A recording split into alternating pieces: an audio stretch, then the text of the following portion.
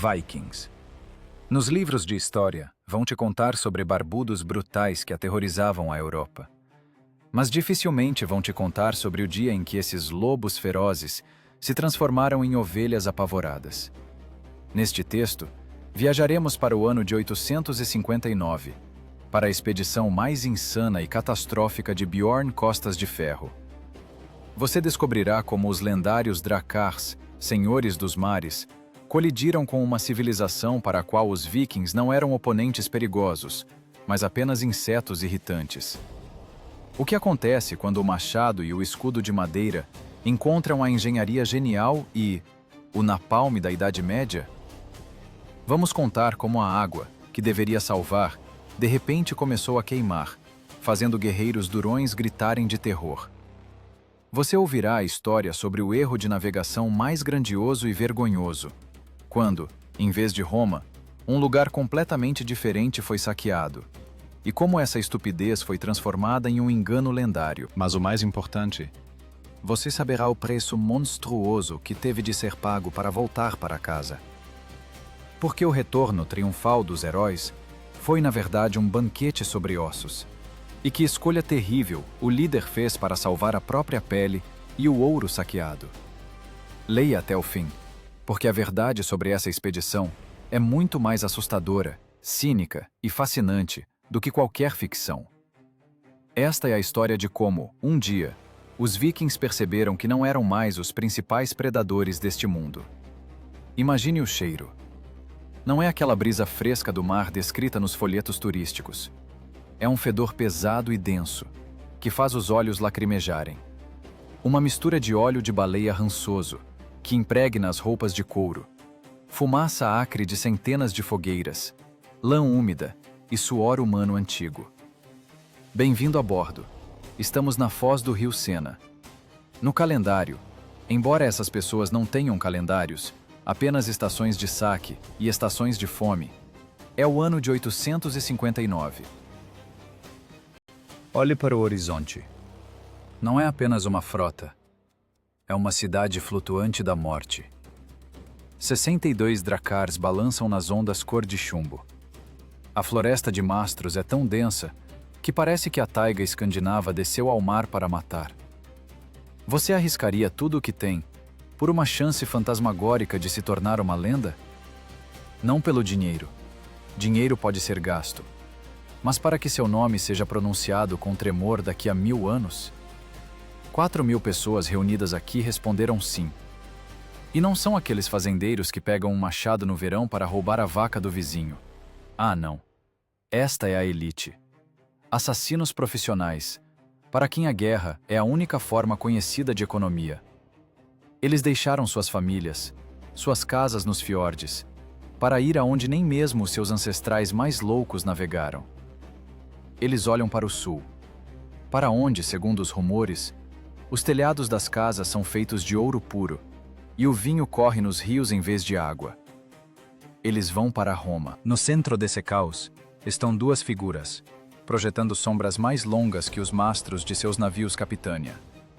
Bjorn Costas de Ferro, filho de Ragnar Lothbrok. Você acha que é fácil ser filho de um deus vivo? Toda a vida dele é uma corrida infinita contra a sombra do pai. Para ele, não basta ser apenas um rei. Não basta saquear o reino franco que já está caindo aos pedaços. Ele precisa de um feito que ofusque tudo o que o velho Ragnar fez. Ao lado dele está Rasten, mentor, irmão de sangue, sociopata com olhos de gelo. Se Bjorn é a fúria e a ambição, Rasten é o cálculo frio e a crueldade. Os cronistas da época, como os monges de São Bertin, escreviam sobre eles com horror, como se fosse a vinda do anticristo. Mas sejamos honestos, os monges simplesmente não entendiam o modelo de negócios dos vikings. Escute esse som. Não é apenas o ranger da madeira, é o som de sobrecarga. Os porões estão abarrotados não só de provisões, há armas, montanhas de armas. Machados, lanças, escudos pintados em cores vivas e agressivas para infundir terror antes mesmo do início da batalha. Mas o que não há lá? Não há mapas. Pense nessa loucura. Eles não têm um único mapa confiável do mar Mediterrâneo. Eles não têm dados de inteligência. Eles não fazem ideia de quem vão enfrentar. Na cabeça deles, o mundo acaba em algum lugar depois da Espanha. E além disso, vivem dragões e sulistas covardes que fugirão à primeira vista da parede de escudos. Este é o erro clássico do predador que caçou presas fracas por tempo demais. Eles se acostumaram com a Inglaterra. Acostumaram-se com a França fragmentada, onde os senhores feudais brigam entre si, enquanto os nortistas levam a prata da igreja. Os vikings têm certeza de que o mundo inteiro é seu pasto particular. Que arrogância monstruosa. Eles vão saquear Roma, o centro da civilização, o coração do mundo cristão, baseando-se apenas em boatos, histórias de bêbados contadas por mercadores e seu próprio ego inflado. É o mesmo que tentar assaltar o Fort Knox com a planta do prédio desenhada num guardanapo por um vagabundo louco. Mas olhe para os rostos deles. Vê alguma dúvida? Nem uma gota. Apenas um desejo predatório. Adrenalina que substitui o sangue. Eles acreditam na sua invulnerabilidade. Afinal, até este momento, a sorte sempre beijou seus lábios rachados pelo vento. Eles são lobos indo para o aprisco das ovelhas. Mas eles não sabem de uma coisa. Nesta parte do mundo, os apriscos se transformaram em fortalezas há muito tempo, e as ovelhas aprenderam a construir máquinas capazes de moer ossos. Vento! Grita o timoneiro. As velas, tecidas de lã grossa, se enchem de ar com um estalo. 62 dragões acordam. A água ferve sob centenas de remos. O ritmo não é dado por um tambor, mas pelo batimento cardíaco de 4.000 pessoas prontas para morrer ou ficar ricas. Os Drácars são obras-primas da engenharia de seu tempo. Flexíveis, rápidos, com baixo calado. Eles podem passar onde qualquer outro navio ficaria preso. Podem desembarcar tropas em qualquer praia e desaparecer antes que a guarnição consiga vestir as calças. É a arma ideal para a guerra de guerrilha, para ataques do tipo bater e correr. Mas Bjorn não quer correr. Ele quer conquistar. Ele quer entrar para a história como o homem que colocou a Cidade Eterna de joelhos. O Mar do Norte os despede com uma chuva gelada. É a última lembrança de casa. À frente está o Golfo da Biscaia, tristemente famoso por suas tempestades. Mas as tempestades não os assustam. A tempestade é compreensível. A tempestade é um inimigo honesto. Pode-se sobreviver a ela se você tiver braços fortes e a misericórdia de Odin. Mais assustador é o que os espera além do horizonte. Eles não estão indo para o vazio. Eles estão indo direto para a zona de influência do Emirado de Córdoba e de Bizâncio. Eles estão indo para onde a guerra não é uma briga de bêbados, mas uma ciência, matemática, logística, onde engenheiros são mais valorizados que berserkers. Imagine este momento. 4.000 homens trancados em cascas de noz de madeira no meio do oceano. O aperto é tal que é impossível se virar sem bater o cotovelo no vizinho. Dorme-se sobre tábuas molhadas, apoiando a cabeça em um saco com bens saqueados anteriormente. A comida é peixe seco, duro como pedra, e água que apodrecerá em 2 semanas. Saneamento? Esqueça essa palavra. Aqui reina o fedor e o humor masculino grosseiro. Aqui a hierarquia é construída na força do punho e na agudeza da mente. Os fracos são jogados ao mar. Literalmente. É a seleção natural em ação, acelerada ao limite.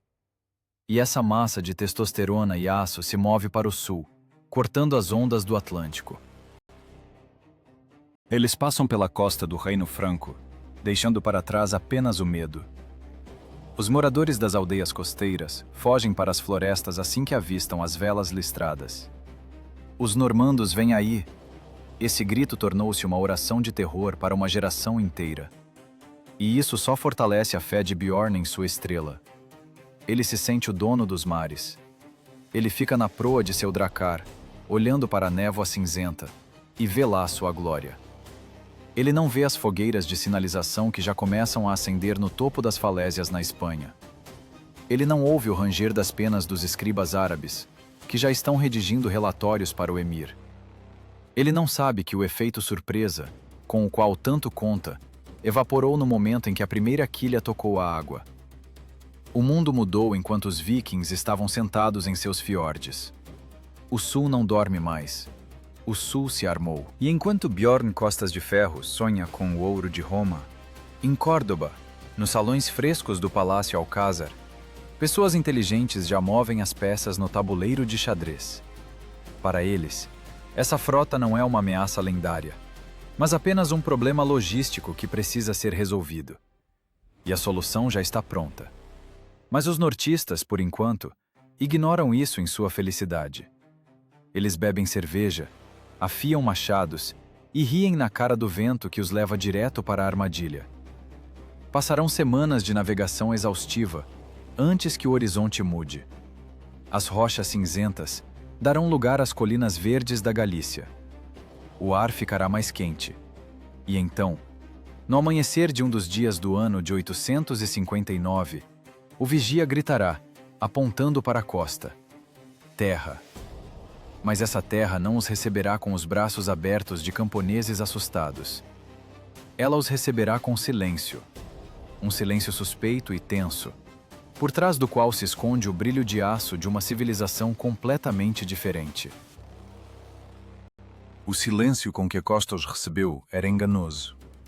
Não era o vazio de terras abandonadas, mas a respiração contida de um predador que vê a presa, mas ainda não saltou.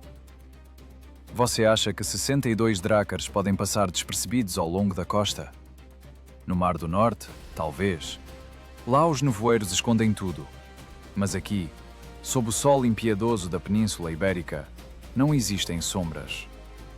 Assim que a primeira vela listrada apareceu no horizonte, o mecanismo criado pelos engenheiros do Emirado de Córdoba entrou em ação. Clique do ferrolho. Sistema ativado.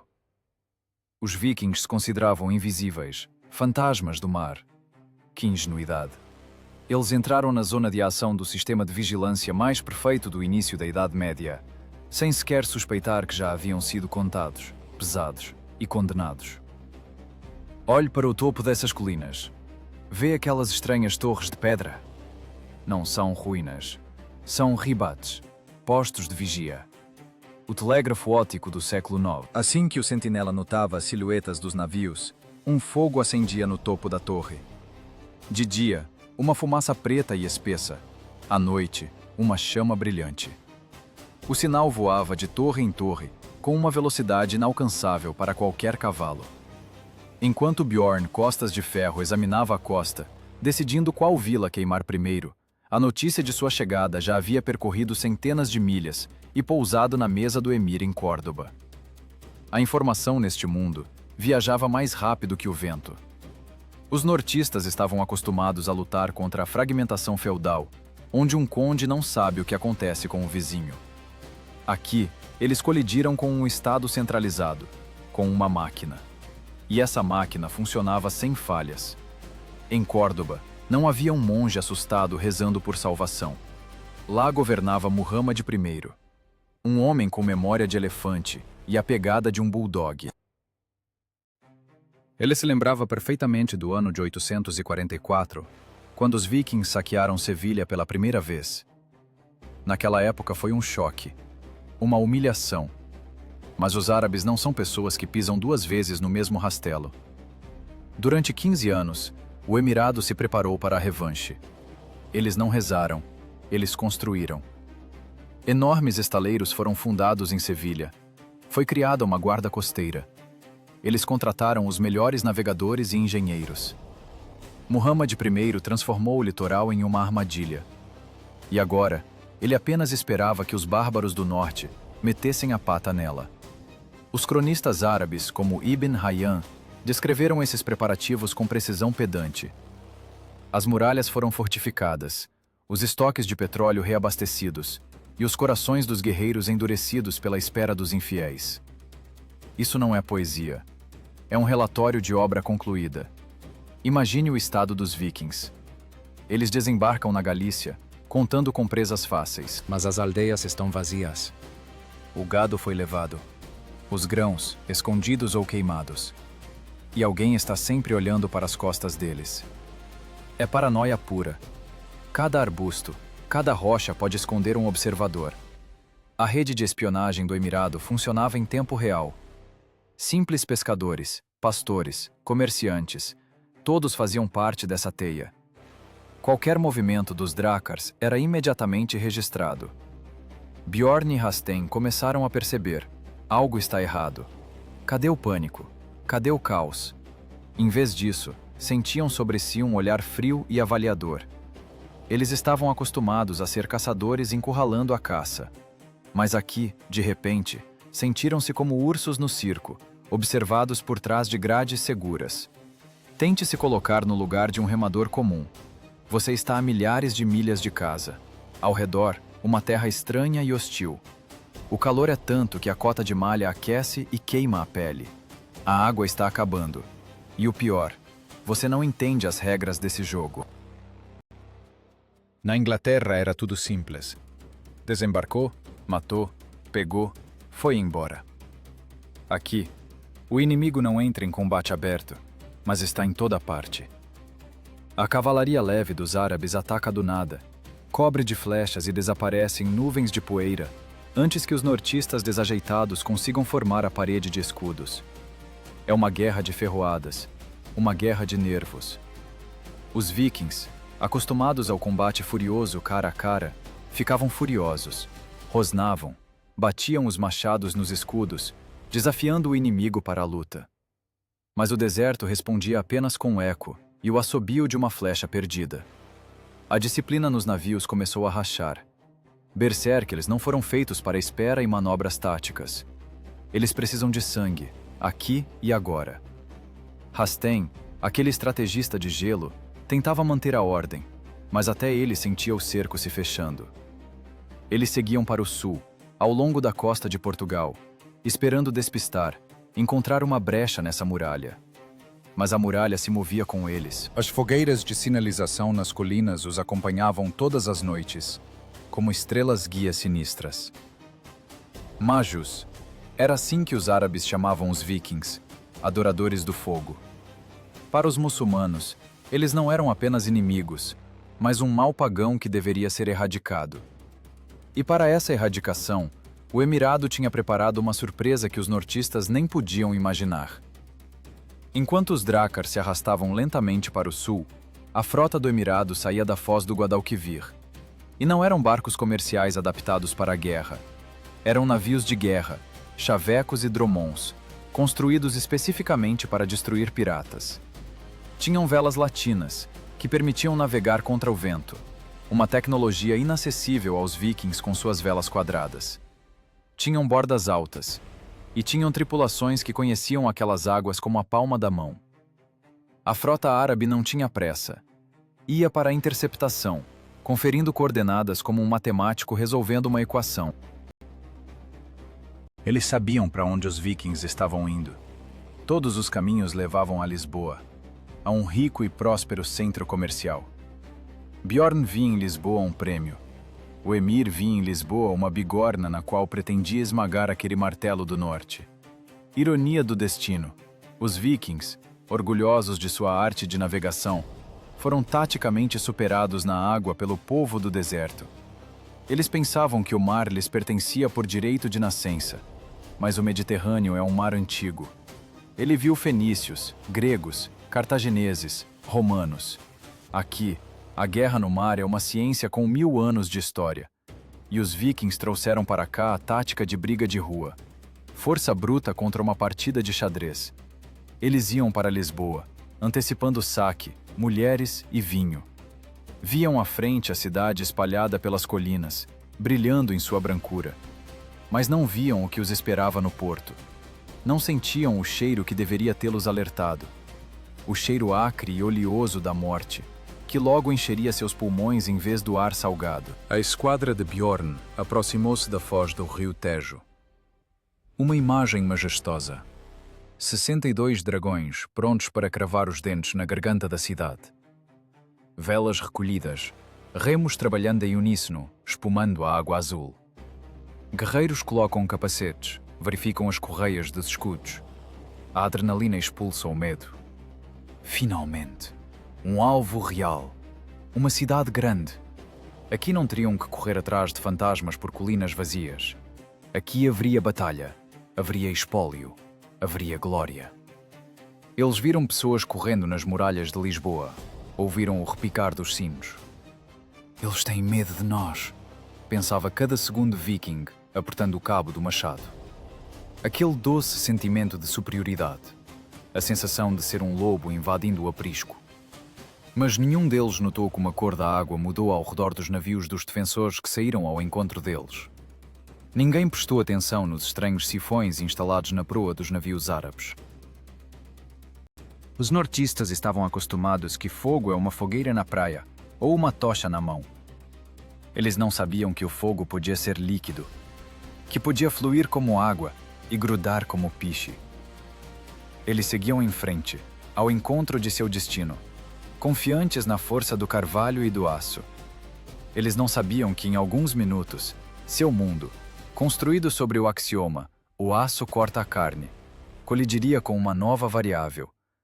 Uma variável que iguala o herói e o covarde, o rei e o escravo. Eles iam ao encontro de um fogo que não se pode apagar. A distância diminui. 50 metros. 30. 10. Nesse momento, o tempo para o viking desacelera. É o elemento deles. Abordagem. Agora os ganchos vão tinir, cravando-se nas bordas dos navios inimigos, e começará o bom e velho massacre. Os nortistas veem rostos que lhes parecem assustados nos convéses árabes. Já estão dividindo o espólio. Já ouvem o estalo dos ossos. Bjorn, no navio Capitânia, sorri em antecipação. Ele tem certeza. Nenhuma frota no mundo aguenta o impacto direto da parede de escudos. Mas então acontece algo que não se encaixa na visão de mundo deles. Algo que transforma predadores em vítimas, gritando de horror em um segundo. Dos dromons árabes não se solta uma nuvem de flechas. Deles se solta um jato de um líquido preto e oleoso. Por um instante, reina o silêncio. O líquido cai nas velas, no revestimento de madeira, nos ombros e barbas dos guerreiros. Cheira estranho, forte, químico, como o hálito do inferno. Os vikings, perplexos, limpam os rostos. O que é isso? Lama? Pite? E então voa uma tocha. Clarão. O mundo explode. Não é um fogo comum, ao qual o homem medieval estava acostumado. É nafta. Uma mistura infernal à base de petróleo cru, enxofre e resina, cuja receita os engenheiros do Oriente guardavam às 7 chaves. Ela não apenas queima, ela ruge. Ela gruda na pele e continua queimando, mesmo se você tentar apagá-la. Imagine o napalm do século IX. Os dracars, esses navios magníficos, secos pelos ventos e pelo sal, inflamam-se como caixas de fósforos. As velas, impregnadas de gordura para proteção contra a umidade, transformam-se em enormes lençóis de fogo, cobrindo a tripulação. "Água! Joguem água!" grita um dos jarlos. E isso se torna um erro fatal. Um erro fatídico, monstruoso. Os vikings pegam água do mar com baldes e jogam nas chamas. Mas a nafta é mais leve que a água. Ela flutua e continua queimando, espalhando-se ainda mais. A água espalha o fogo pelo convés. A água queima. Você entende o nível de choque psicológico? Para um homem criado no norte, a água é a salvação do fogo. É um axioma. E de repente esse axioma desmorona. A própria natureza os trai. O mar ao redor dos navios se transforma em um caldeirão fervente. Aqueles que pulam ao mar para se salvar descobrem que estão nadando em fogo. Os árabes trabalham metodicamente. Nenhuma fúria de berserkers. Apenas eficiência fria e calculista. A equipe do sifão gira o tubo. O jato de fogo cobre o próximo dracar. Arqueiros atiram naqueles que tentam apagar as chamas. Não é uma batalha. É uma dedetização. Extermínio de pragas. As crônicas francas mais tarde escreveriam secamente. Os normandos foram devorados por um fogo que não se apaga. Mas por trás dessas linhas secas, esconde-se o inferno. O cheiro de carne queimada se mistura com o cheiro de petróleo. Os gritos dos que queimam vivos abafam o som da arrebentação. O orgulho dos vikings, sua fé de que o aço resolve tudo, derrete junto com seus capacetes. Bjorn Costas de Ferro olha para essa loucura com os olhos arregalados. Sua tática de bater e correr não funciona aqui, porque não há para onde correr. O mar está pegando fogo. Sua parede de escudos é inútil. O fogo escorre pelas frestas. Pela primeira vez na vida, ele enfrenta um inimigo que não luta com músculos, mas com a mente, com tecnologia, com química. Nesse momento, no porto de Lisboa, ocorre um choque de eras. A fúria primitiva da Idade do Ferro se despedaça contra as conquistas científicas da Era de Ouro do Islã. A disciplina desmorona instantaneamente. A grande frota, que há uma hora navegava em ordem, transforma-se em um rebanho de animais apavorados. Navios colidem, quebram remos. Timoneiros largam os lemes. O único pensamento que pulsa em 4.000 cabeças. Fora, longe dessa feitiçaria. Os drácars dão meia volta, expondo as laterais ao bombardeio, apenas para sair da zona de alcance dos sifões. Eles remam com tanta força que os tendões estouram. Eles não estão fugindo do inimigo, estão fugindo de um horror sobrenatural. Aqueles que conseguiram escapar vão para o mar aberto, mas olhe para eles. O casco dos navios está carbonizado. As velas pendem em trapos pretos.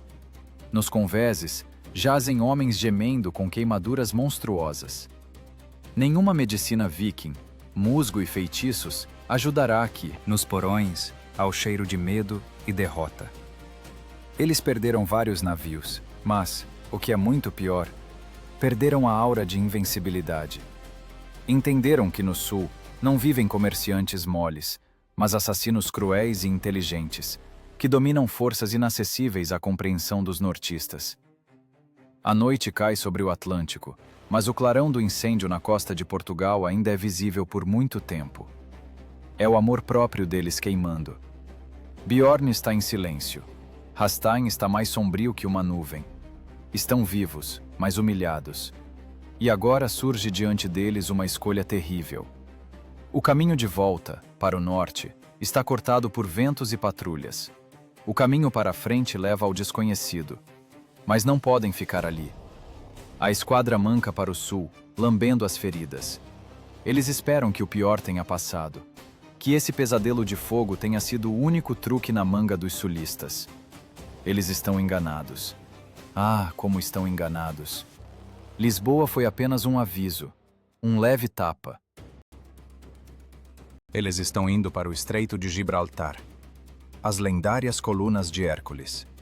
Na imaginação deles, é apenas uma passagem para um novo mar, a porta para o tesouro. Mas eles não sabem que é a porta para uma gaiola. Ao passar por Gibraltar, estarão em um mar interior controlado por seus inimigos de ponta a ponta.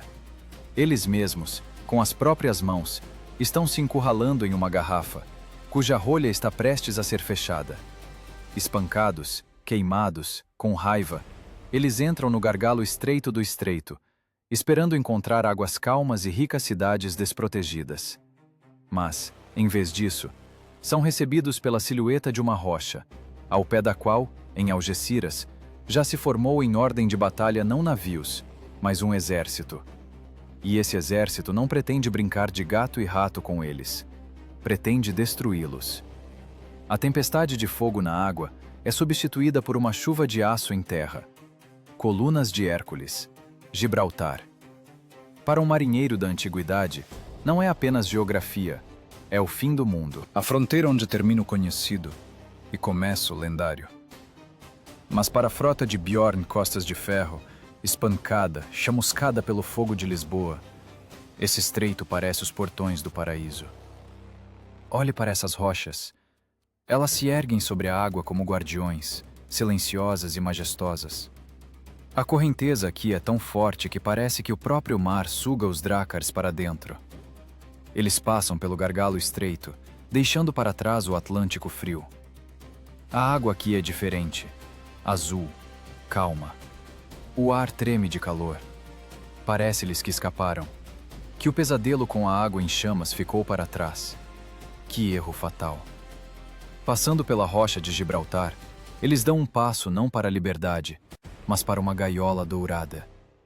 A porta às suas costas se fecha, mas eles ouvirão o clique da fechadura tarde demais. Diretamente à frente, a cidade de Algeciras. Uma pérola verde na Bahia. Os vikings veem ricas mesquitas, mercados, armazéns. O instinto predador, atenuado pelo medo na costa de Portugal, desperta com nova força. É isso, pensam eles. Aqui não há frota com sifões. Aqui é terra. Terra firme, compreensível, onde o machado sempre vence. Eles precisam lavar a vergonha de Lisboa com sangue. Precisam de uma vitória para voltar a acreditar em si mesmos. Os dracars enfiam os narizes na areia. 4.000 guerreiros saltam na arrebentação, levantando nuvens de respingos. Eles rugem, batem as armas, querem intimidar a guarnição com sua aparência. Mas Algeciras não se assusta. Algeciras estava esperando. Você já ouviu o som de uma máquina de torção funcionando? Não é o assobio de um arco. É um zumbido baixo, gutural, parecido com o golpe de um martelo gigante em uma corda muito esticada. Tuanung. E depois, o estalo seco de madeira e carne sendo rasgadas. Os vikings ainda não tinham conseguido formar sua famosa parede de escudos, quando uma chuva mecânica desabou sobre eles. Não eram apenas arqueiros. Os engenheiros do Emirado posicionaram balistas e escorpiões nas muralhas e colinas, herança da máquina militar romana, aperfeiçoada pelos matemáticos árabes. Parafusos pesados do tamanho de uma pequena lança atravessavam escudos de carvalho, perfuravam cotas de malha como camisas de linho, pregavam guerreiros uns aos outros, transformando as fileiras organizadas dos atacantes em uma massa sangrenta. Imagine o horror de um homem que a vida inteira acreditou na resistência de seu escudo e de repente vê esse escudo voar em pedaços com o impacto de uma força invisível a 300 metros de distância. Não foi uma batalha, foi um fuzilamento. Os vikings estavam num estande de tiro, no papel de alvos. "Avancem! Aproximem-se!" grita Bjorn.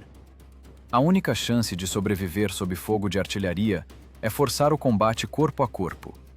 Os nortistas, tropeçando nos corpos dos camaradas, correm para as dunas onde os inimigos se esconderam. Mas aí entra em jogo o segundo elemento do moedor de carne árabe: a cavalaria. Mas não cavaleiros pesados que podem ser puxados do cavalo com um gancho. É a cavalaria leve. Ginetes. Cavaleiros em rápidos corcéis berberes, vestidos com sedas leves e couro. Eles não aceitam o combate. Eles dançam ao redor da infantaria desajeitada dos vikings. Parece uma luta de uma matilha de cães de caça contra um urso. Os árabes atacam, cobrem os nortistas com uma chuva de flechas leves e dardos, e imediatamente recuam assim que os vikings tentam revidar. Eles riem, eles zombam. Eles usam a tática de bater e correr, levada à perfeição absoluta. Os vikings, presos em pesadas cotas de malha, sofrendo com o calor, tentam alcançar o vento. Eles agitam machados, cortando apenas o ar escaldante. A fúria, que era seu combustível, agora os queima por dentro. Eles se sentem impotentes. Os grandes guerreiros do norte transformam-se em bonecos desajeitados, cujos fios são puxados pelos cavaleiros de pele escura.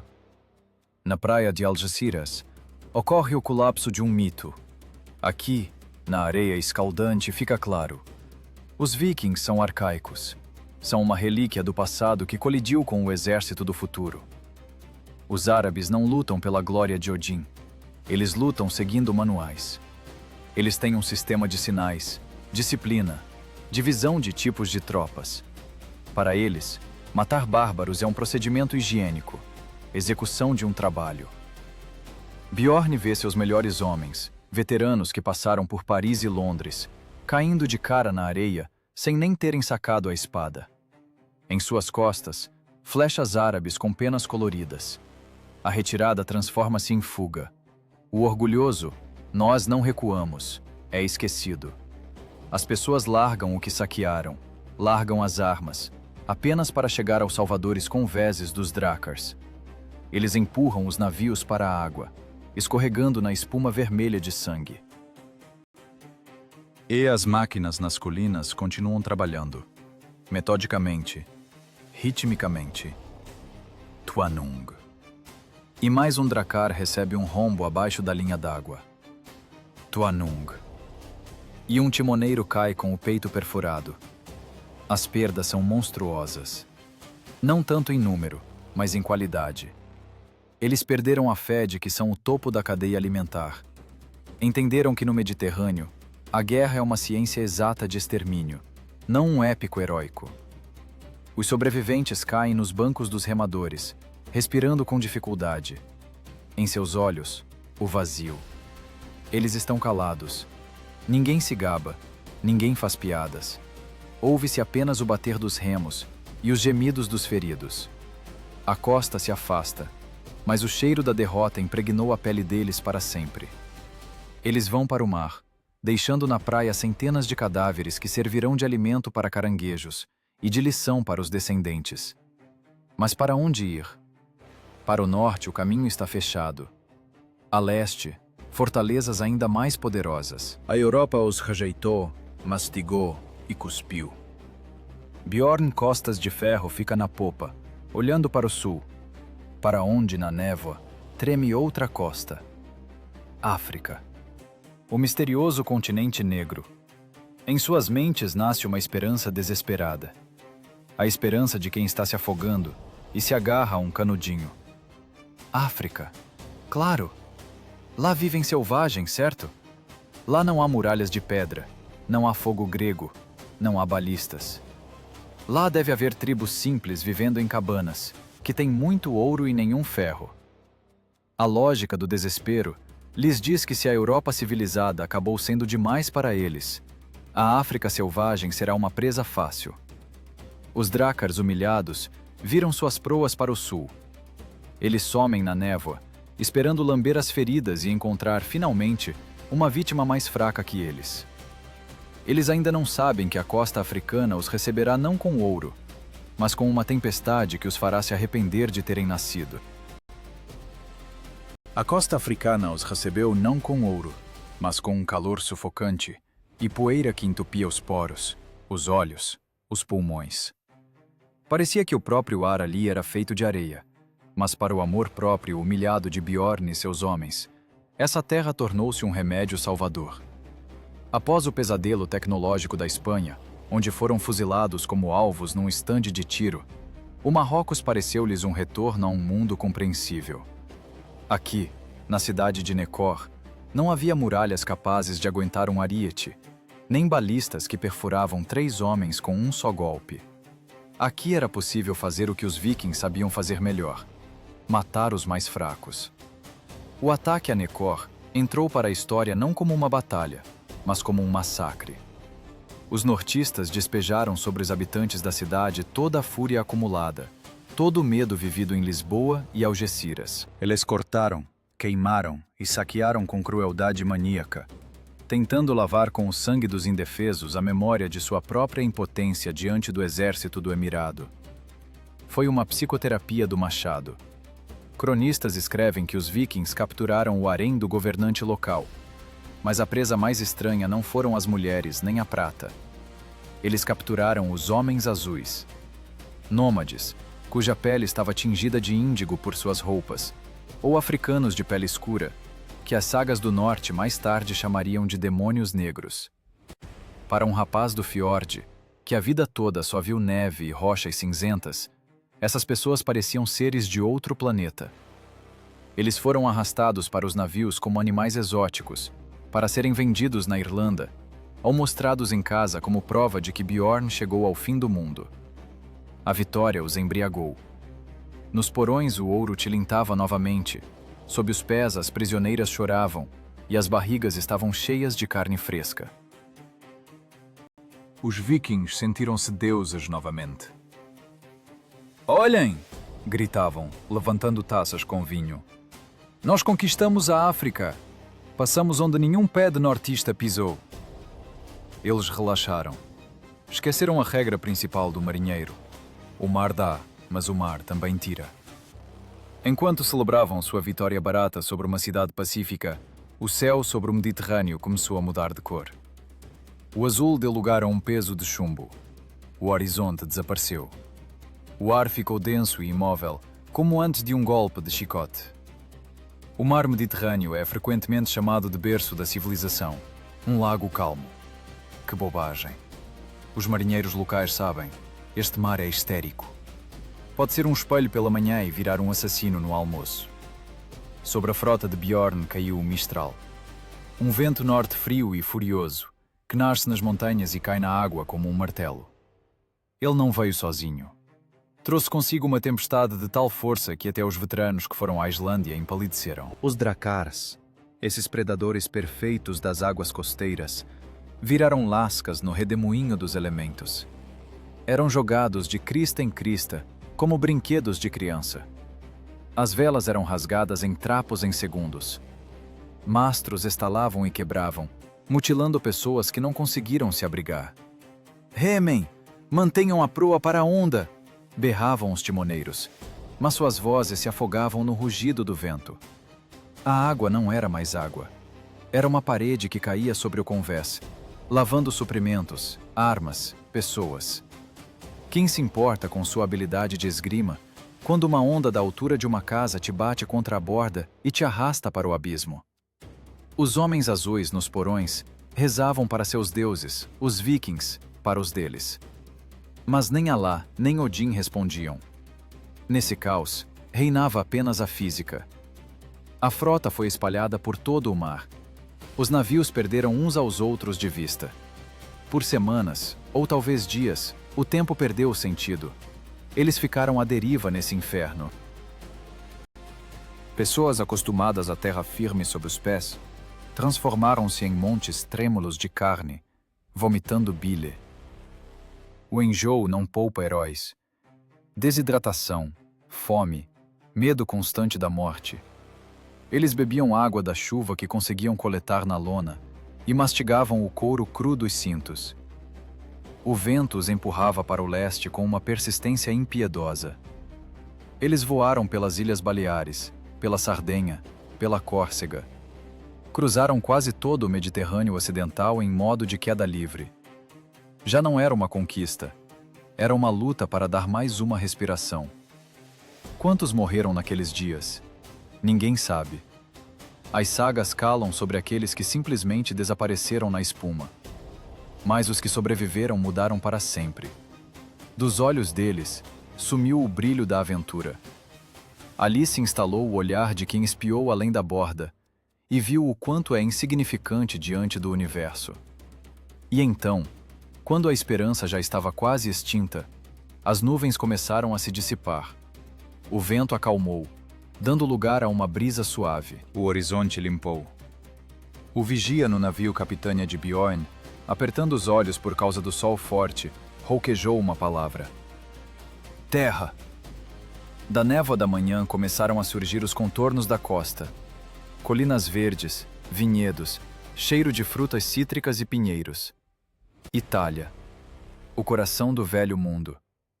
Os navios sobreviventes começaram a se reunir em bando, como cães espancados. Contavam as perdas, remendavam buracos, mas seus olhares estavam fixos na cidade que esbranquiçava ao longe. Não era apenas uma cidade, era um monumento. Poderosas muralhas de pedra branca, torres majestosas, cúpulas de templos brilhando ao sol. Os vikings paralisaram. Em seus cérebros inflamados e exaustos, envenenados por ambições e sede de glória, um interruptor estalou. Paredes brancas? Riqueza? Grandeza? Só podia ser um lugar. Roma, sussurrou alguém. A palavra voou pelos convéses. Roma! Nós a encontramos! Bjorn Costas de Ferro olhava para a cidade com olhos gananciosos. O destino parecia ter dado uma cambalhota incrível. A tempestade que deveria matá-los trouxe-os direto para o objetivo principal de toda a expedição. Eles pensaram que os deuses os guiaram pelo inferno para entregar as chaves do paraíso. Que ironia! Que zombaria geográfica grandiosa e trágica! Diante deles não estava Roma. Diante deles estava a cidade de Luna, antiga, rica, bonita, mas apenas um porto provincial na fronteira da Toscana com a Ligúria. Mas os vikings não sabiam disso. Eles não tinham mapas nem guias. Tinham apenas sede de lucro e a certeza de serem escolhidos. Eles olharam para as muralhas de Luna e viram seus nomes escritos na eternidade. Astein, ao lado de Bjorn, já apertava os olhos, bolando um plano. As muralhas pareciam inexpugnáveis. Atacá-las com um punhado de homens exaustos era loucura. Se não podemos tomá-las à força, disse ele baixinho, vamos tomá-las com astúcia. Em sua cabeça já amadurecia um plano que se tornaria uma das páginas mais cínicas e teatrais da história dos vikings. Eles se preparavam para encenar um espetáculo, onde o pagamento pelo ingresso seriam as vidas dos cidadãos, e o cenário, o altar sagrado. O maior erro de navegação estava prestes a se tornar o maior engano do século. As muralhas da cidade de Luna brilhavam sob os raios do sol italiano de forma tão ofuscante que doía olhar. Para os vikings exaustos e salgados, aquele mármore branco era a melhor prova. Diante deles estava Roma, a grande, eterna e inalcançável Roma. Bjorn Costas de Ferro olhava para aquelas fortificações e entendia uma verdade simples e amarga. Eles não passariam. Mesmo se tivessem todas as 4.000 pessoas com saúde perfeita, aquelas muralhas seriam um túmulo para eles. E agora, com um exército esfarrapado, sem máquinas de cerco, o ataque seria apenas uma forma sofisticada de suicídio. A cidade estava fechada como uma ostra, e os vikings não tinham a faca para abri-la. Mas onde o machado é impotente, entra em ação o veneno da mentira. Rasten, essa cobra em pele humana, propôs um plano que, em sua ousadia e cinismo, superava tudo o que a história das guerras daquela época já vira.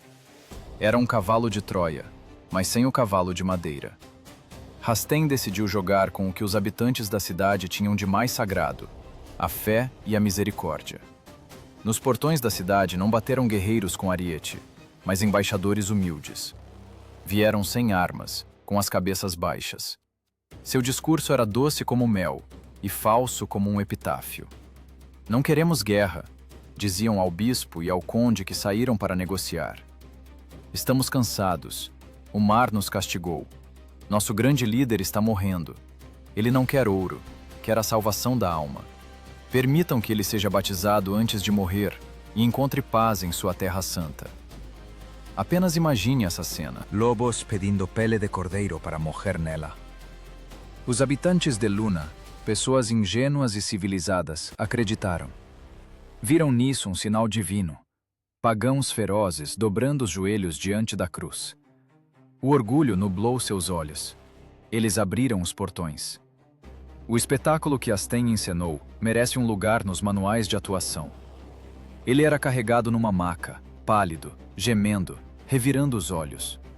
Atrás dele seguia uma procissão de carpideiras, assassinos de elite escondendo espadas curtas e machados sob longas capas de luto. A cidade parou em reverência. Sinos tocavam. Sacerdotes em vestes douradas cantavam salmos, recebendo a alma perdida arrependida. O ar na catedral estava denso de incenso, mas através dele penetrava o cheiro azedo dos corpos não lavados dos nortistas. O bispo começou a missa. Ele lia orações sobre o corpo do líder, que estava no caixão apertando contra o peito o cabo de uma espada, e não um crucifixo. A tensão no templo aumentava. Os vikings estavam em silêncio, de cabeça baixa, mas seus músculos estavam tensos como molas armadas. Esperavam um sinal. E o sinal soou. No momento em que o coro atingiu a nota mais alta, o morto ganhou vida. Rasten empurrou a tampa do caixão com um solavanco, ergueu-se em toda a sua altura e, com um grito selvagem, cravou a espada no padre mais próximo. Foi o sinal para o início da matança. Em um segundo, a Santa Missa virou um matadouro. Os vikings largaram as capas. O aço brilhou. No espaço fechado da catedral, os cidadãos não tiveram nenhuma chance. Gritos de terror se misturaram com orações que eram interrompidas por golpes de machado. O sangue espirrou no altar, nos ícones, nas vestes brancas do clero. O bispo, que um minuto antes sonhava com a salvação da alma de um pagão, caiu com a cabeça rachada, sem entender que havia deixado o diabo entrar em sua casa. As portas da catedral foram bloqueadas por dentro. Do lado de fora, ninguém entendia o que estava acontecendo. Até que os vikings abriram os portões da cidade por dentro, para o resto do exército. E então, o inferno se derramou pelas ruas de Luna. Não foi um saque, foi um extermínio. A cidade, que se considerava protegida por muralhas e fé, foi violentada e saqueada em poucas horas. Os vikings se vingavam de tudo: pelo medo na Espanha, pela fome no mar, pela humilhação. Arrancavam das casas tudo que brilhava: taças de ouro, sedas, joias. Amarravam os prisioneiros com cordas, como gado. Ao anoitecer, a cidade de Luna deixou de existir como organismo vivo. Transformou-se em ruínas fumegantes, cheias de cadáveres. Bjorn e Rasten estavam na praça central, embriagados pelo triunfo. Eles conseguiram. Tomaram Roma. Superaram Ragnar. Tornaram-se lendas em vida. Ao redor deles, tesouros amontoados como montanhas. Soldados riam, bebiam vinho de cálices da igreja e experimentavam roupas de patrícios. Parecia que o mundo finalmente havia se curvado à vontade deles. Mas a história é uma dama com um senso de humor muito sombrio. No auge da celebração, trouxeram um prisioneiro aos reis, um morador local que, tremendo de medo, abriu os olhos deles. "Roma?" perguntou ele gaguejando. "Senhores, Roma fica a centenas de milhas ao sul. Isto é Luna." O silêncio que pairou sobre a praça era mais pesado que uma lápide. O sorriso sumiu do rosto de Bjorn. Rastein paralisou, fechando o punho. Grandes conquistadores, dominadores de impérios. Vocês acabaram de saquear uma cidadezinha do interior. Uma cidade provincial que confundiram com a capital do mundo por causa de um revestimento bonito. Que humilhação! Que erro de navegação monstruoso! Todos esses sacrifícios, todo esse risco, para se tornarem heróis de uma piada? Eles estavam no meio de uma cidade em chamas, cheia de cadáveres, e se sentiam não vencedores, mas idiotas.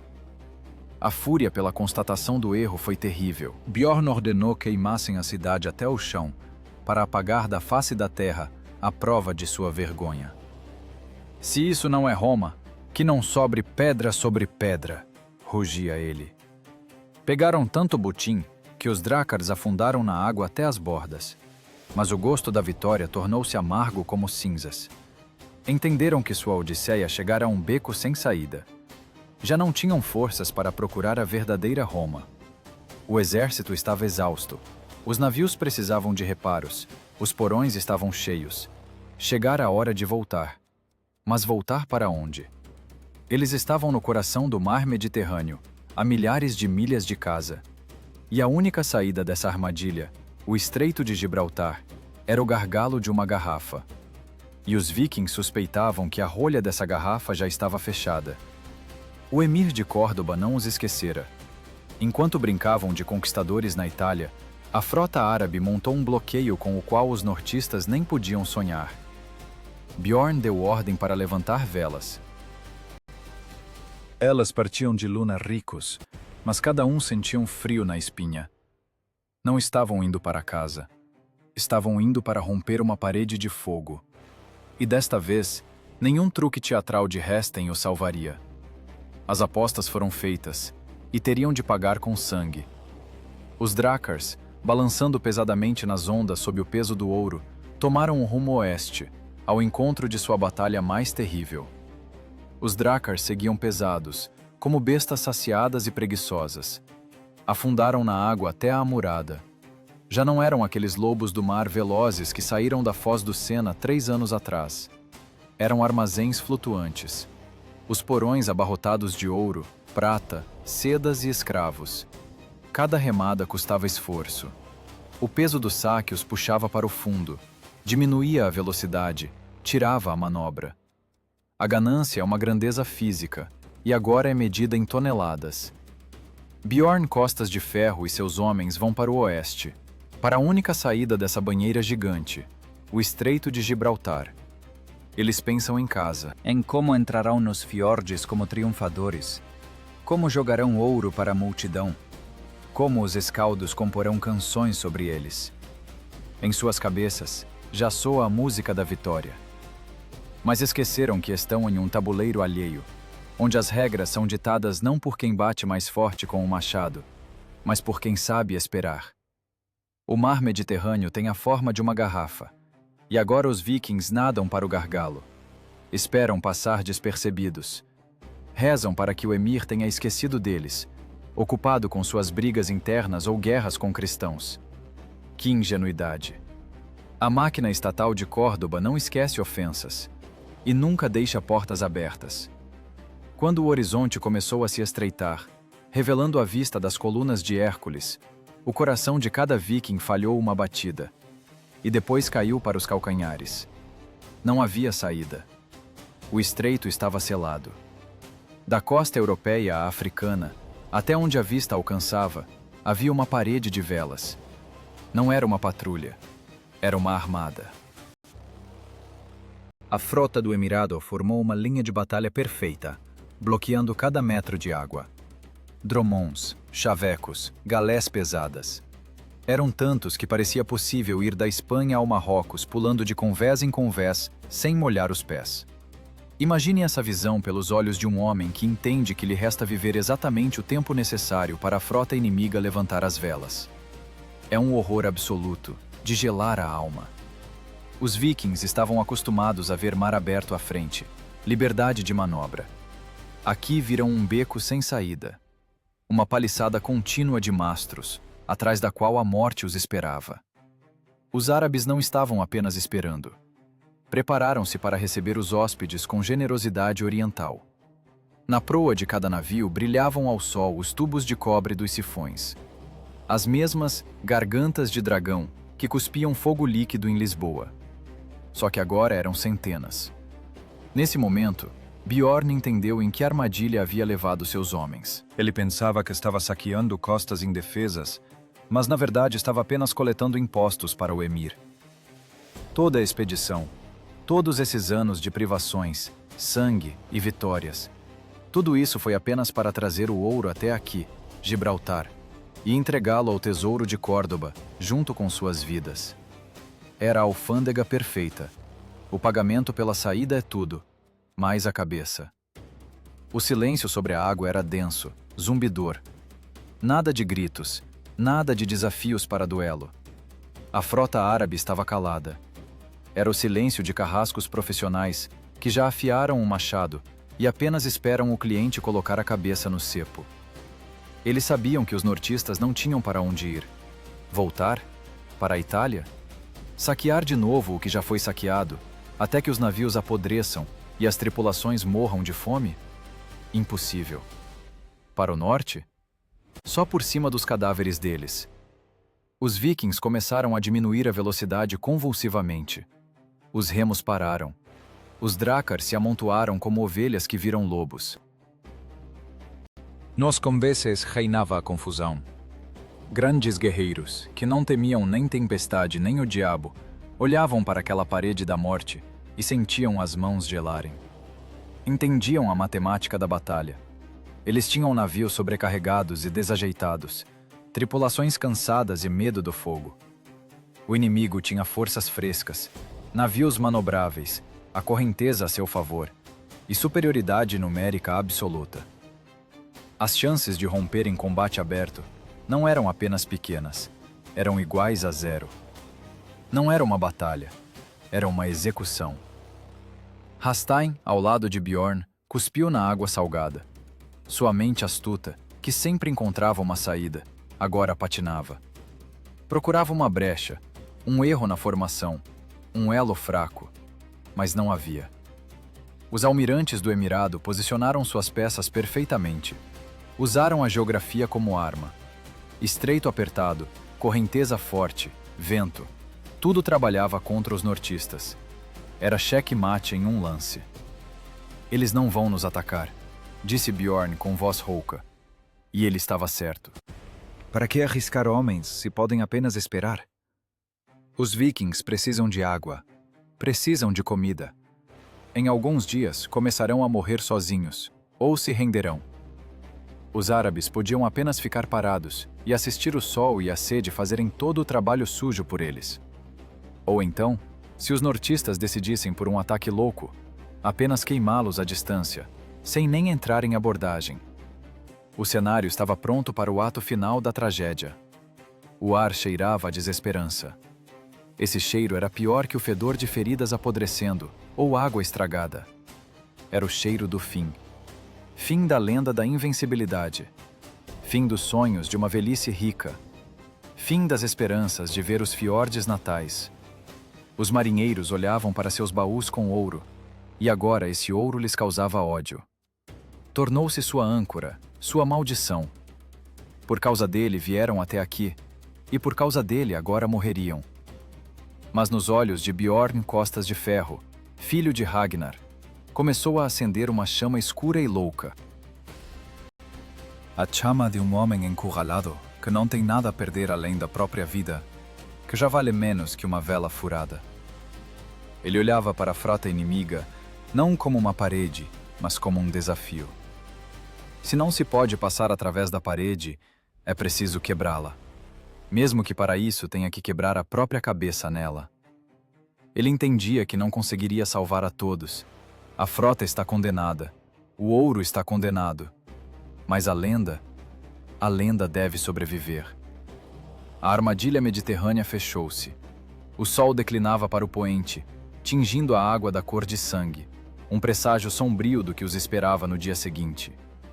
A noite descia sobre o estreito, mas ninguém nos Drácars dormia. Afiavam machados, embora entendessem que contra o fogo líquido, o machado é inútil. Despediam-se uns dos outros, e nesse silêncio opressivo, amadurecia uma decisão, tão monstruosa quanto a única possível. Uma decisão que exigiria pagar o preço mais alto que um líder pode pagar. Bjorn preparava sua frota para o último salto.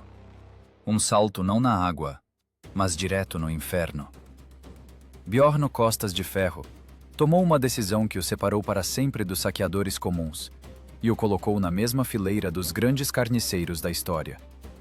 Ele olhou para sua frota, para esses Drácars sobrecarregados de ouro, para os rostos das pessoas que passaram com ele pelo inferno, e entendeu a aritmética simples da sobrevivência. Para salvar o rei, é preciso sacrificar os peões. Muitos peões. Neste caso, 40 navios, 40 tripulações, milhares de vidas. Todos eles deveriam queimar para que um punhado de eleitos pudesse escapar pelo buraco da agulha da liberdade. Não era um plano de batalha, era um plano de sacrifício. O sinal da trombeta rasgou o silêncio da manhã sobre Gibraltar como o grito de um animal ferido. E esse som anunciou o início da loucura. A vanguarda dos vikings, os navios mais pesados e desajeitados, abarrotados de espólio, arrancou para a frente. Direto para o centro da formação árabe. Parecia um ataque suicida, e era exatamente isso. Eles iam para o ariete. Os remadores uivavam de tensão, acelerando as carcaças de madeira ao limite, sabendo que freariam não com remos, mas nas laterais das galés inimigas. Os árabes, que esperavam qualquer coisa menos um ataque frontal estilo kamikaze, hesitaram por um segundo, mas só por um segundo. Então os tubos dos sifões giraram e o céu escureceu. Jatos de fogo líquido atingiram os nortistas. A primeira fileira de Drácars inflamou instantaneamente, mas não pararam. Navios em chamas, transformados em tochas gigantes, colidiram por inércia com a linha organizada do bloqueio. O estalo de remos quebrando e o barulho do revestimento podiam ser ouvidos, provavelmente até na África. Vikings em chamas pulavam nos convéses dos navios árabes, levando morte e caos. Começou a confusão. O centro do estreito transformou-se em um caldeirão fervente de fogo, fumaça, sangue e destroços. Era um inferno criado por mãos humanas. A nafta derramava-se na água e o mar queimava. Pessoas queimavam. Os gritos dos moribundos fundiam-se em um zumbido contínuo e desumano. Os árabes foram forçados a concentrar forças no centro, para parar esse rompimento louco de navios incendiários. A formação deles se desfez. A atenção dos almirantes estava presa a esse apocalipse de fogo. Eles queimavam drácars um após o outro, desfrutando de sua superioridade técnica, sem notar o principal. No momento em que o centro do estreito virou um moedor de carne, Bjorn e Rastein, nos navios mais velozes, fizeram sua jogada. Eles não foram para o centro. Arrancaram para a costa sul, para as rochas da África, para onde fervia a espuma branca da arrebentação, para onde despontavam recifes afiados como navalhas. Os capitães árabes consideravam esse setor intransitável para grandes navios. Nenhum marinheiro sensato se meteria naquelas presas de pedra. Mas os vikings naquele dia não eram sensatos. Eram desesperados. Os dracars passavam a metros das rochas mortais. As quilhas raspavam nas pedras, arrancando o revestimento. As ondas os jogavam contra os recifes, e as tripulações tinham que empurrar com os remos diretamente nas rochas, quebrando madeira, rasgando músculos. Era roleta russa na água. Uma remada errada, e o navio voaria em pedaços. Mas o baixo calado dos dracars, sua flexibilidade lendária e a habilidade dos timoneiros fizeram um milagre. Enquanto as forças principais do Emirado acabavam com os suicidas no centro do estreito, 20 navios rastejaram pela própria borda da morte, literalmente arranhando as laterais na costa africana. Foi um salto pelo buraco da agulha. De trás vinha o rugido da frota perecendo. Lá, no fogo, morriam seus amigos, irmãos, companheiros. Lá afundava o ouro pelo qual mataram por 3 anos. Bjorn não olhava para trás. Olhava apenas para frente, onde a água mudava de cor do azul para o cinza escuro. Atlântico, oceano, liberdade. Quando o último dos navios sobreviventes saltou do estreito para a onda do oceano, não houve júbilo nos convéses. As pessoas caíam nas tábuas, puxando o ar misturado com cinzas. Estavam pretas de fuligem, seus rostos distorcidos pelo horror vivido. Dos 62 estandartes que orgulhosamente partiram para a expedição, apenas 20 romperam no Atlântico. 40 navios ficaram queimando no Estreito de Gibraltar. 2/3 do exército, milhares de guerreiros. Todos eles foram o pagamento por essa manobra. Bjorn Costas de Ferro comprou sua vida e a vida de um punhado de sortudos com uma moeda que não se usa nos mercados. Ele pagou com as almas de seus homens. O vento do Atlântico bateu em seus rostos, frio, salgado, duro. Ele soprava o cheiro de queimado, mas não podia soprar a memória. Aqueles que olhavam para trás viam uma coluna de fumaça preta subindo ao céu. Era a grande frota deles terminando de queimar. Eram suas ambições de conquistar o mundo pela força das armas, terminando de queimar. Nesse momento, cada sobrevivente entendeu: o mar Mediterrâneo não é uma presa, é uma armadilha. E eles acabaram de roer a própria pata para sair dela. Eles iam para o norte, perseguidos pelo medo de serem seguidos. Mas os árabes não os perseguiam. Para quê? A esquadra do Emirado fez seu trabalho. Destruiu a ameaça, deu uma lição e protegeu suas águas. Ter pena de algumas dezenas de esfarrapados fugitivos? Que o mar se resolva com eles. E o mar estava pronto para assumir o bastão. Os vikings quase não tinham mais suprimentos. A água estava no fim. A comida queimou ou afundou junto com os navios perdidos. Os porões dos drácars sobreviventes estavam meio vazios. Muito teve que ser jogado ao mar para aumentar a velocidade durante a fuga. Começou a agonia do retorno. Os dias se fundiam em uma faixa cinza infinita. A fome começou a roer os estômagos mais forte que o medo. As pessoas enfraqueciam. Aqueles que ontem remavam furiosamente, rompendo pelos recifes, hoje jaziam estirados, sem forças para levantar a mão. A disciplina mantinha-se apenas na autoridade de Bjorn e na crueldade de Hestein. Qualquer murmúrio era cortado instantaneamente, ao mar. Bocas extras não eram necessárias ali. Transformaram-se em fantasmas, uma frota de mortos à deriva na névoa. Mas é exatamente nesse estado de extrema exaustão, à beira da loucura, que na cabeça do viking nasce a audácia mais selvagem. Eles entendiam. Voltar para casa mendigos, tendo perdido 2/3 das pessoas, é uma vergonha pior que a morte. O norte não perdoa perdedores. O rei que arruinou o exército e não trouxe nada não espera um trono, mas uma faca nas costas dos concorrentes. Precisavam de uma vitória. Qualquer uma. Suja, rápida, lucrativa. Precisavam de um resgate que justificasse todas aquelas mortes. E quando no horizonte apareceram as costas de Navarra, nos olhos de Bjorn acendeu-se novamente aquela chama terrível. A chama do predador, que mesmo sangrando, está pronto para dar a última mordida mortal. Pamplona, a cidade de que ouviram falar, a cidade onde mora um rei. E esse rei será o bilhete dourado deles para casa. O Oceano Atlântico não é o quente mar Mediterrâneo. Aqui não há brisas carinhosas e cheiro de frutas cítricas. Aqui só há ondas de chumbo, frio que penetra até os ossos, e um vazio cinza infinito. 20 drácar sobreviventes rastejavam para o norte, lembrando um cortejo fúnebre. Olhe para essas tripulações. Já não são guerreiros de elite que sonhavam com glória 3 anos atrás. São esqueletos cobertos de pele de pergaminho. Olhos fundos, lábios rachados até sangrar pelo sal e desidratação. Suas roupas viraram trapos, através dos quais aparecem as costelas. Nos porões, vazio. As últimas migalhas de biscoitos foram comidas semanas atrás. As pessoas mastigam cintos de couro, tentando enganar estômagos que já começaram a digerir a si mesmos. O cheiro nos navios é insuportável.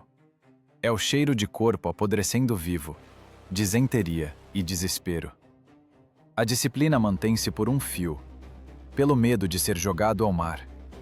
Mas mais assustador que a fome para essas pessoas era a vergonha. Eles voltavam para casa. Mas com o quê? Com histórias de como foram queimados como percevejos?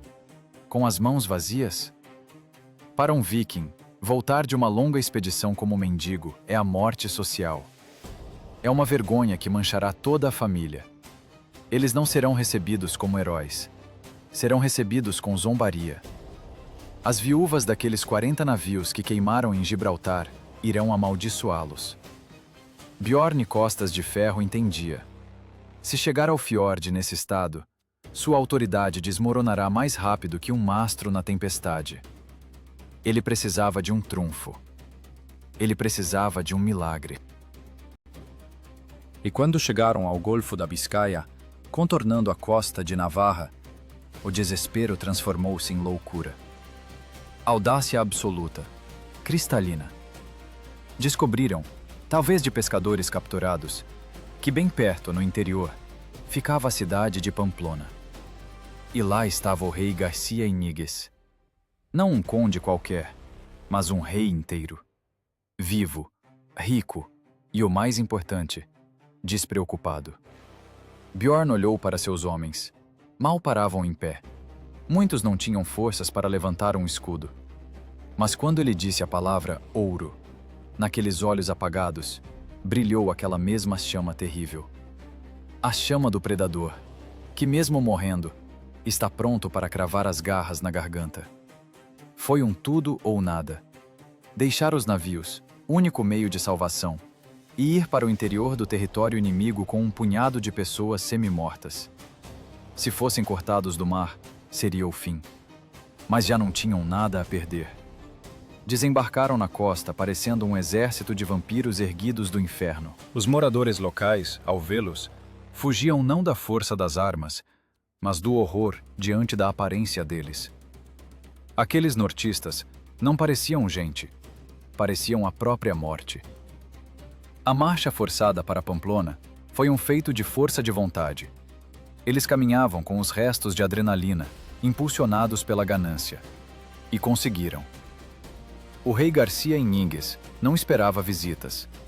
Quem em sã consciência esperaria um ataque vindo do mar, quando o mar está a centenas de quilômetros e os vikings, segundo rumores, desapareceram há muito tempo no Mediterrâneo? O efeito surpresa funcionou perfeitamente. A defesa de Pamplona desmoronou sem conseguir se reunir. Os vikings invadiram a cidade não como um exército, mas como um bando de ratos famintos. Não perderam tempo saqueando casas. Precisavam apenas de uma presa, o prêmio principal. A captura do rei foi rápida e dura. Garcia Íñiguez, governante da orgulhosa Navarra, viu-se acorrentado, cercado por pessoas que cheiravam a mar, sangue e loucura. Ele olhava para Bjorn e não entendia quem estava à sua frente. Um grande comandante ou um rei dos mendigos? Mas quando começaram as negociações sobre o resgate, o rei entendeu. Diante dele estavam mendigos muito, muito caros. Os vikings apresentaram uma conta que fez os tesoureiros de Navarra escurecerem a vista. 70.000 dinares de ouro. Apenas pense nesse número. 70.000. Convertendo para a prata e mercadorias da época, é uma quantia astronômica. É o orçamento de um pequeno estado por vários anos. Era o preço da vida do rei. E Navarra pagou. Rasparam tudo do tesouro, tiraram joias das mulheres, derreteram utensílios da igreja. Caravanas com ouro e prata seguiram para o litoral, onde os drácars esperavam. Foi um momento de transformação mágica. Ontem eram esfarrapados comendo as próprias botas. Hoje tornaram-se as pessoas mais ricas de seu tempo. O desastre militar que levou 2/3 da frota, numa canetada, transformou-se no projeto financeiro mais bem-sucedido do século. 70.000 moedas de ouro. Esse ouro não apenas encheu os porões, ele lavou a vergonha, justificou a morte de milhares de camaradas, comprou o silêncio das viúvas e o respeito dos jarls. Os vikings carregavam sacos com o resgate e suas mãos tremiam, não de fraqueza, mas de euforia. Riam, abraçavam-se, choravam. Era o riso histérico de pessoas que enganaram o próprio destino. Sobreviveram ao inferno de fogo de Lisboa, passaram pelas flechas de Algeciras, sobreviveram à tempestade, enganaram a morte em Gibraltar e agora, na linha de chegada, ganharam o prêmio máximo. O rei foi solto. Ele não era mais necessário. Humilhado, roubado, olhava para os navios partindo sem entender como um punhado de bárbaros conseguiu colocar seu reino de joelhos. E os drakars, novamente assentados na água, mas agora pelo peso agradável do ouro, desfraldaram as velas listradas para o norte. O vento finalmente estava a favor. O Atlântico já não parecia hostil. Agora era o caminho para casa, o caminho dos triunfadores. Bjorn Costas de Ferro estava na popa, apoiado em uma espada ricamente decorada, e olhava para o horizonte. Ele sabia que seria recebido como herói. Ninguém perguntaria a que preço aquele ouro foi obtido. Ninguém lembraria daqueles que queimaram vivos no estreito. A história ama os vencedores, e o ouro é a melhor borracha para apagar detalhes desagradáveis. Eles iam para casa para se tornarem lendas, deixando para trás uma Europa em chamas e uma África saqueada. Mas no fundo da alma, cada um deles sabia. Eles trazem para casa não apenas ouro, trazem conhecimento. Um conhecimento terrível de que o mundo mudou, e o tempo dos ataques impunes está chegando ao fim. Mas enquanto os porões estiverem cheios, pode-se não pensar nisso. Por enquanto, eles são os reis do mar. O vento mudou. Quem já foi ao mar conhece esse cheiro. Cheiro de sal que se torna cortante. Cheiro de agulhas de pinheiro, gelo e pedra molhada. Não é o aroma picante da África, nem a doçura podre dos pântanos da Itália. É o cheiro de casa. 3 anos depois, no ano de 862, os restos da Grande Armada entravam nos fiordes familiares da Escandinávia. Olhe para esses 20 navios. Parecem fantasmas costurados de retalhos. Velas remendadas com pedaços de tendas árabes, bordas cortadas, madeira acinzentada pelo sal de 2 oceanos. Mas olhe para o calado deles. Estão tão fundos na água que as ondas lambem o convés superior. Não é o peso das pessoas, é o peso do triunfo. Quando as quilhas tocaram o cascalho nativo, todos saíram à praia. Mulheres, velhos, crianças. Esperaram esse momento por 3 longos invernos. Mas em vez de gritos de alegria, Um silêncio pairou sobre o fiorde. As pessoas contavam os mastros. 1, 2, 10, 20. E só. Os olhos das viúvas corriam pelo horizonte, esperando ver os retardatários, mas o horizonte estava vazio. Dos 62 navios, voltou apenas 1/3. 4.000 dos melhores filhos do norte partiram em busca de glória. Para casa voltou um punhado de pessoas com olhos vazios e assustadores, nos quais para sempre congelou o reflexo da água em chamas de Lisboa. Mas então começaram a descarregar os porões, e o silêncio deu lugar a um suspiro, no qual se misturaram horror e admiração. Para a areia fria do norte, fluíram rios de prata e ouro. Baús com dinares, cálices da igreja, sedas que valiam mais que a vida de uma aldeia inteira, escravos com pele cor de ébano. O resgate do rei de Pamplona, o saque da Itália, os tesouros da África. Nunca o norte vira tamanha riqueza amontoada. Era uma fortuna capaz de comprar reinos. Bjorn Costas de Ferro desceu à terra não como um general derrotado que perdeu o exército, mas como uma divindade viva da sorte. Nesse momento, a velha e cínica magia do ouro funcionou. O brilho das moedas ofuscou a dor das perdas. Perguntas como: onde está meu marido? E onde está meu pai? Ficaram presas nas gargantas quando jogaram punhados de joias aos pés das pessoas. Bjorn e Rastein compraram sua imortalidade. Sim, colocaram na terra e na água 2/3 de seu exército. Mas quem se importa com estatísticas quando o vencedor está sobre uma montanha de ouro? As sagas não gostam de perdedores, mas adoram assassinos ricos. Foi essa expedição que consolidou o apelido Costas de Ferro para Bjorn. Não porque ele não pudesse ser ferido, mas porque passou por um moedor de carne que trituraria qualquer outro e saiu dele com lucro. No entanto, se descartarmos o brilho dos tesouros e o patos dos escaldos, a expedição do ano de 859 tornou-se um ponto de virada, um beco sem saída histórico. Foi o pico da era viking, seu ponto mais alto, após o qual começou a descida inevitável. Os nortistas entenderam por experiência própria, na própria pele, uma coisa terrível. O mundo não tem mais medo de sua fúria cega. Eles bateram no teto tecnológico. O Mediterrâneo deu-lhes uma lição cruel. Lá, no sul, a guerra não é um esporte para solitários corajosos. É trabalho de engenheiros, químicos e logísticos. Os vikings entenderam que seus drakars, ideais para ataques a mosteiros da Inglaterra, transformam-se em caixões flutuantes ao encontrar uma frota profissional, armada com fogo grego e máquinas de arremesso. Perceberam que um estado organizado com sistema de alerta e exército regular é uma muralha que não se pode quebrar com a testa, mesmo que essa testa esteja num capacete com chifres. O mar Mediterrâneo transformou-se para eles numa fortaleza fechada.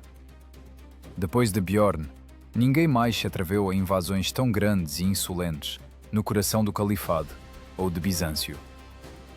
Sim, os vikings ainda servirão como mercenários em Constantinopla, comerciarão, mas a era dos saques selvagens e descontrolados ao sul terminou exatamente ali, na fumaça do Estreito de Gibraltar. Eles entenderam seu limite. O lobo do norte pode estraçalhar uma ovelha, mas se tentar atacar uma máquina de aço, quebrará os dentes. Bjorn Costas de Ferro viveu o resto da vida em riqueza e glória, tornando-se rei da Suécia. Rastein continuou suas intrigas na França. Tornaram-se lendas. Mas cada vez que olhavam para o pôr do sol, provavelmente lembravam daquele horror, quando a água ao redor deles queimava e o céu estava preto de flechas. Eles trouxeram ouro para casa, mas deixaram no sul o mito de sua invencibilidade. A história não é um conjunto de datas. É um livro-razão, onde na coluna Despesas estão escritas vidas humanas e na coluna Receitas, linhas nos livros didáticos. Olhamos para essa odisseia como uma grande aventura, mas sejamos honestos. Foi uma aventura sangrenta, que terminou em sucesso apenas graças a um erro monstruoso de navegação e uma crueldade ainda mais monstruosa. Eles foram saquear Roma e saquearam o interior da Espanha. Perderam a frota, mas roubaram um rei. É o triunfo do absurdo. E agora, quando a fumaça se dissipou e o ouro foi distribuído, quero fazer uma pergunta. Imagine que você está naquela praia, no ano de 859. Diante de você está Bjorn. Ele lhe promete glória eterna e montanhas de ouro. Mas não lhe diz que a chance de voltar para casa é de 1 em 3. Que você terá que beber a própria urina no meio do oceano, queimar vivo com petróleo e ver seus amigos serem comidos por caranguejos. Sabendo de tudo isso, sabendo o verdadeiro preço da lenda, Você pisaria no convés?